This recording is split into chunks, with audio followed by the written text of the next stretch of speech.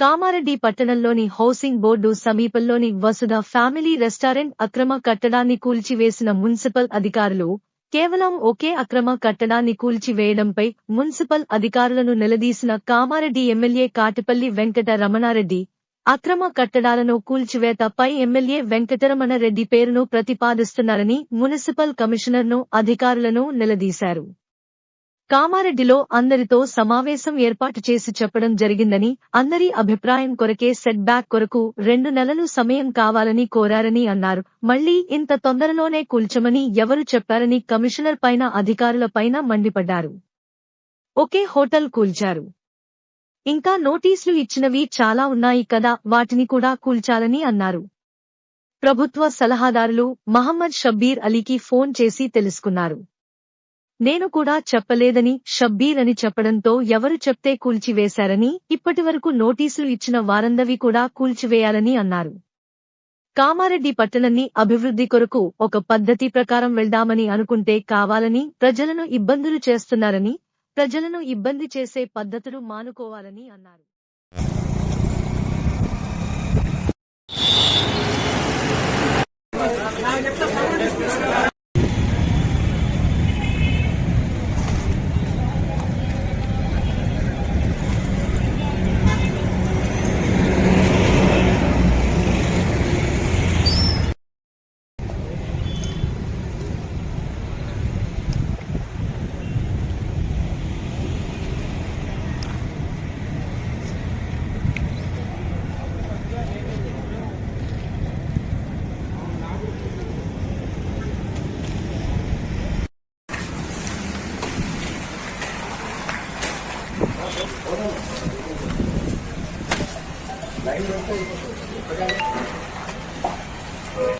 చెప్పిన దాన్ని బట్టి చంద్రశేఖర్ నేను చేపిస్తున్న ఎమ్మెల్యే అడ్డం వచ్చిందని చెప్పిండు కదా, అంటే చంద్రశేఖర్ చెప్పినట్టు కదా. మీకు స్పీకర్ అదే కదా అన్న, విన్నారు కదా షబీర్ గారు మాట్లాడింది. అంటే మీకు ఆయనే చెప్పిండా, ఇందుప్రియ గారు చెప్పిరా? మాట్లాడదామమ్మా, నేను మాట్లాడదాను, ఇంటికి వస్తాను నేను, నాకేం ఇబ్బంది లేదు. నేను పబ్లిక్ ని వాలంటరీ బ్యాక్ సైడ్ చేద్దామని నేను ఆలోచిస్తుంటే మీరు వచ్చి పుల్లలు పెడుతుంటే ఎట్లా డెవలప్ అవుతుంది? అంటే ఫెయిల్ కావాలా? వెంకటరమణారెడ్డి అనుకున్నది ఫెయిల్ చేద్దామనేది ప్లాన్ ఉంటే చెప్పాలా? మీరు నేను తెలిపోద్ది కదా, నేను బయటనే ఉంటాను, నాకేముంది? మున్సిపల్ ఏం పని ఉందన్నా మీ అందరితో? నాకు ఏముంది, ఏం పని ఉంటుంది మీతో?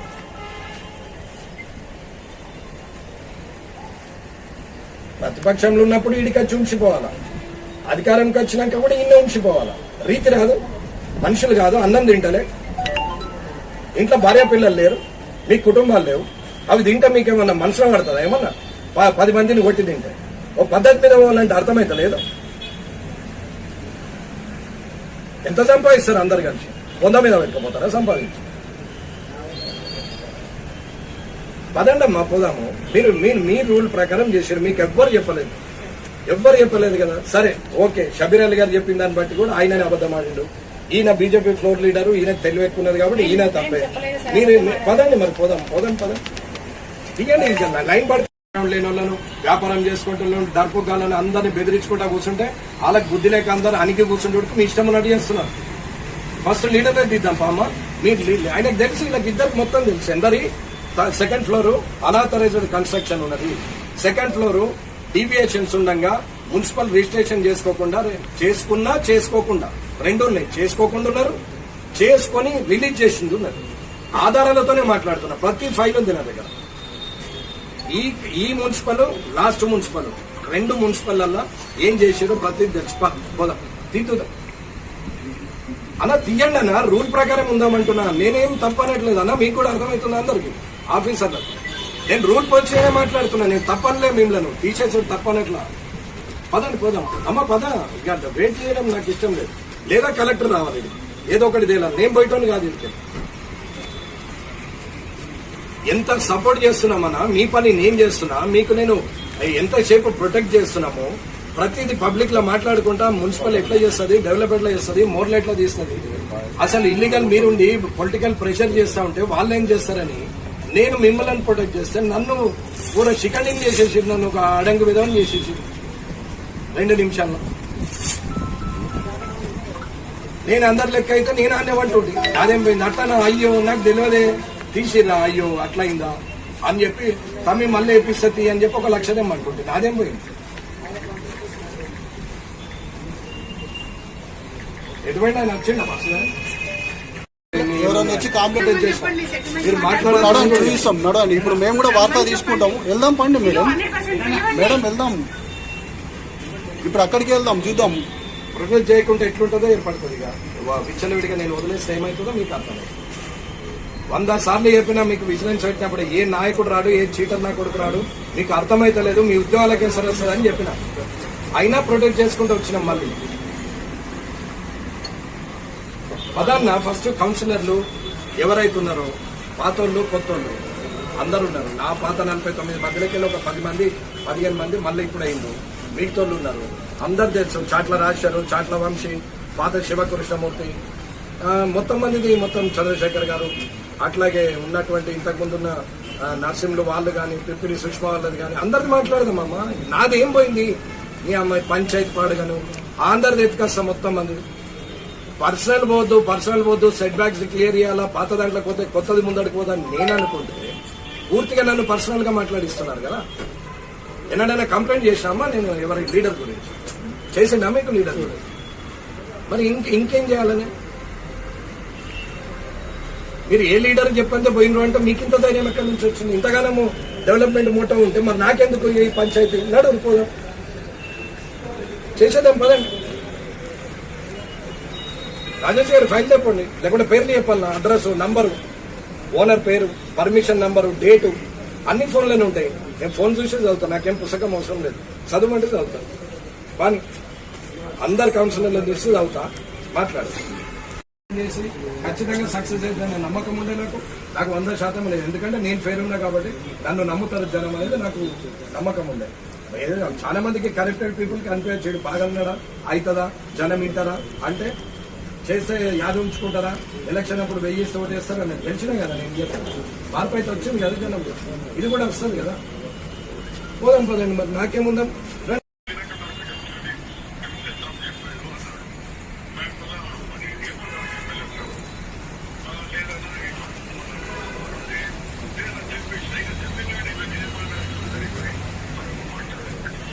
అన్న నేను మొన్న మీటింగ్ పెట్టి పబ్లిక్ అందరికి చెప్పినాము. అన్న మీ అందరి కోఆపరేషన్ ఉంటేనే సెట్ బ్యాక్లు కానీ, వైడనింగ్లు కానీ, ఇల్లీగల్ రెగ్యులరైజేషన్ కానీ అవుతుంది. ఒకవేళ మీరు వద్దు అని అంటే నేను కూడా తిని పంటానా, నాకేమి శత్రుత్వం లేదు, ఎవరి మీద ఉద్దేశం లేదని 4000 మందిలో చెప్పినామన్నా. నేను 2 నెలల లోపల ఛాంబర్ ఆఫ్ కామర్స్, వ్యాపారస్తులు, సీనియర్ సిటిజన్స్ అందరూ మీటింగ్ పెట్టుకుని ఒక డిసిషన్ మేకింగ్ అయిన తర్వాతనే వాలంటరీ సెట్ బ్యాక్లు కానీ, వాలంటరీ రెగ్యులరైజేషన్ కానీ చేద్దాము, జనంతో కలిసి చేద్దామని నేను ఆలోచిస్తే వీళ్ళు, నేను ఢిల్లీకి పోదామని టికెట్ బుక్ చేసుకుని నేను ఎయిర్పోర్ట్కి పోయే మూమెంట్ లో ఈ ఫోన్ వచ్చింది, వాపస్ కామారెడ్డి వచ్చినా. మీరు ఏమనుకోవద్దన్నా, నా ముందట ప్రెస్ వాళ్ళు ఉన్నారు, మున్సిపల్ ముందట ఆఫీసులున్నా, మీరు మాట్లాడింది వాళ్ళు కూడా వింటున్నారన్న. నాకైతే మీరు అట్లా చెప్పరు అని ఒక నమ్మకం ఉండే కాబట్టి ఫోన్ చేస్తాను. అదే అన్న, మరి 30 ఏళ్ల నుంచి లేని రాజకీయంలో మరి ఇప్పుడేమొచ్చింది అని.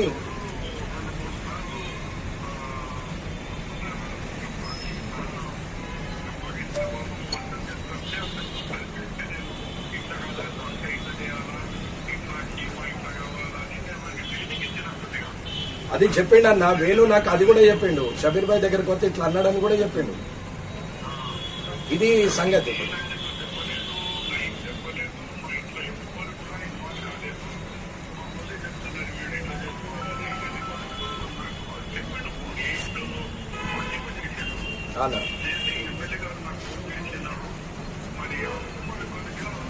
నేను చెప్పలేదు, నేను ఫోన్ చేయలే అన్న. నేను మీకే నేను ఇప్పుడు చేస్తున్నా, మొదటి ఫోన్ ఇది. నేను గెలిచిన నుంచి 6 నెలల్లో మీకే నేను మొదటి ఫోన్. కమిషనర్ గారు, టీపీఓ గారు, మరి ఇల్లీగల్ ఉంటే అన్ని ఇల్లీగల్ కూడబెడదాం, పండి రండి, లీడర్ లేదా మొదలు పెడదాము, నా స్కూల్ నుంచే మొదలు పెడదాం రండి అని పిలుచుకపోదామంటే వస్తలేదు.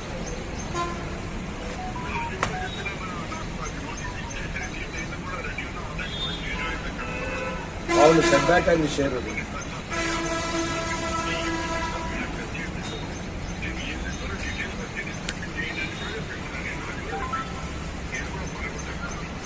సరే అన్న, అది మీరు చెప్పకపోతే సరిపోయి, అది ఒక్కసారి మిమ్మల్ని కన్ఫర్మ్ చేసుకున్నాను. లేదు అన్నా, నేను కన్ఫర్మేషన్ మిమ్మల్ని నేను నమ్ముతాను, అట్లేం లేదు.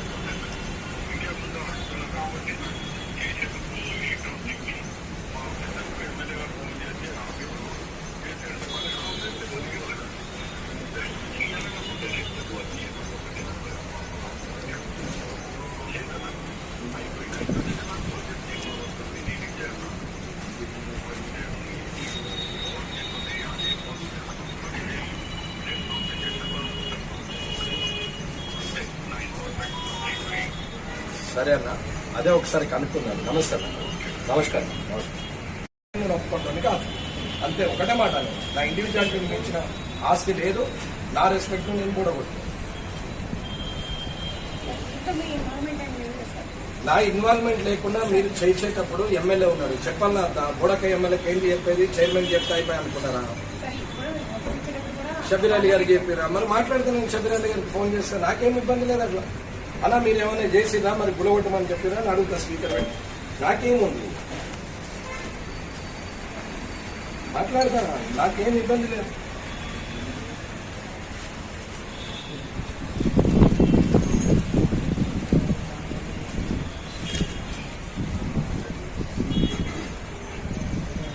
నాకేం ప్రాబ్లం లేదు, నేను మాట్లాడతాను. నేను అట్లా ఈగో పోయటం కాదు, నాకేముంది. నాకు పబ్లిక్ సర్వీస్ చేయాలని ఉంది తప్ప నాకు ప్రాక్టికల్ గా లీడర్ మీద డ్రగ్స్ పెట్టుకుని అలవట్లేదు.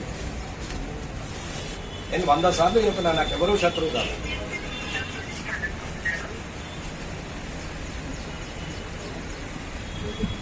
చెప్పండి, ఆయన చెప్తే ఆయన పేరు చెప్పండి, లేకుండా నేను మాట్లాడితే ఎందుకన్నా కంప్లైంట్ చేసినాం. మరి ఒక వసద మీద అక్కసేయండి. మరి ఆయన టీఆర్ఎస్ అని అన్న ఏంటో, మరి టీఆర్ఎస్ వాళ్ళు అందరూ కాంగ్రెస్ లో ఏరొచ్చు, కానీ టీఆర్ఎస్ వాళ్ళు గంద చేసుకోవాలి. ఏం లేదు, పర్సనల్ లేదు, జీవితమా ఏం కాదు. పార్టీలు ముఖ్యమా, పబ్లిక్ ముఖ్యం?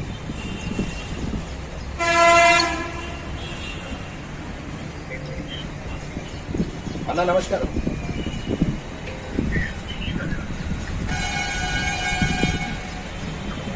అన్నా నమస్తే, నేను వెంకటరమణారెడ్డి మాట్లాడుతున్నాను. రమణారెడ్డి మాట్లాడుతున్నానా? అన్నా వెంకటరమణారెడ్డి. అన్నా నమస్కారం, బాగున్నారా అన్న? అన్న ఏం లేదు, మున్సిపల్ వాళ్ళు పోయి ఒక ఇల్లీగల్ కన్స్ట్రక్షన్ అని గులగొట్టిరు. ఎవరు చెప్పారు అంటే లేదు. మరి షబీర్ భాయ్ ఏమన్నా చెప్పిండా? మరి నేనైతే చెప్పలేదు. మరి ఎవరు చెప్తే గులగొట్టిరు వస్తుందని అని చెప్పి నేను అడిగినా. మరి వాళ్ళ ముందంటే మిమ్మల్ని ఒకసారి మరి మీరు కింద ఏమన్నా చెప్పిరా, లేకపోతే నేనైతే చెప్పలేదు.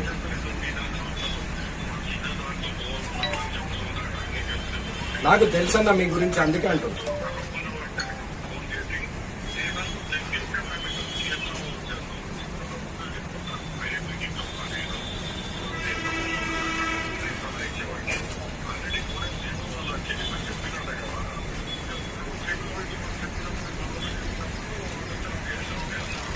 అన్నా నేను అందరికి కూడా